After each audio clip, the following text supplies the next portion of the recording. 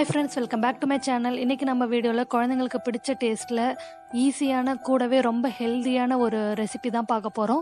ஒரு cup rice மட்டும் இருந்தா போதும், இதை உடனே செஞ்சிடலாம். சரி வாங்க இதை எப்படி செய்யறதுன்னு பார்ப்போம். ஃபர்ஸ்ட் இதுக்கு என்னென்ன தேவைன்னு பார்த்துடலாம். ஒரு கப் போல சாதம், கடுகு, உளுத்தம்பருப்பு, கடலைப்பருப்பு, சீரகம், மஞ்சள் தூள் எல்லாமே ஒரு ஸ்பூன், நெய் தேவையான அளவு, முந்திரி, திராட்சை தேவையான அளவு, கருவேப்பிலை, கொத்தமல்லி, உப்பு, மிளகுத்தூள், நட்ஸ் பவுடர். இந்த நட்ஸ் பவுடர் வந்து ஆப்ஷனல் தான்.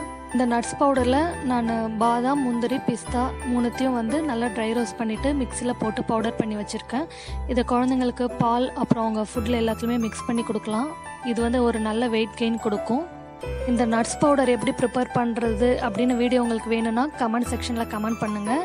நான் உங்களுக்கு தனியாக இந்த வீடியோ எடுத்து போடுறேன். ஃபஸ்ட்டு வானலில் 2 ஸ்பூன் நெய் ஆட் பண்ணிவிட்டு நெய் சூடானதும் கடுகு போட்டுடலாம். கடுகு பொரிஞ்சதும் உளுத்தம்பருப்பு, கடலைப்பருப்பு, சீரகம் போட்டுட்டு நல்லா வறுத்துடலாம்.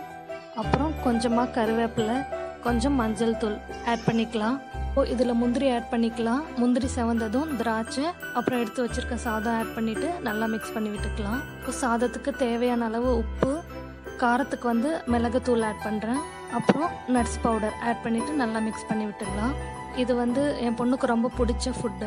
நீங்களும் உங்கள் குழந்தைக்கு ட்ரை பண்ணி பாருங்கள், கண்டிப்பாக அவங்களுக்கும் ரொம்ப பிடிக்கும். உங்களுக்கு வேணும்னா இதில் வெங்காயம் இல்லை ஏதாச்சும் காய், பன்னீர் இந்த மாதிரி எது வேணாலும் ஆட் பண்ணிக்கலாம். இல்லை உடனே செய்யணும் அப்படின்னா இந்த மாதிரி செஞ்சாலே போதும், டேஸ்டியாக இருக்கும். கடைசியாக இதில் கொத்தமல்லி எல்லாம் ஆட் பண்ணிக்கலாம். அவ்வளோதான், ரொம்ப சிம்பிளான சத்தான கமகமன்னு நெய் பூவா ரெடி ஆயாச்சு.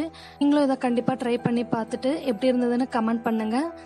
இந்த வீடியோ பிடிச்சிருந்தா லைக் பண்ணுங்கள், கமெண்ட் பண்ணுங்கள், ஷேர் பண்ணுங்கள். சப்ஸ்கிரைப் பண்ணாதவங்க சப்ஸ்கிரைப் பண்ணிவிடுங்க. கூடவே பெல் ஐக்கானையும் கிளிக் பண்ணிவிடுங்க.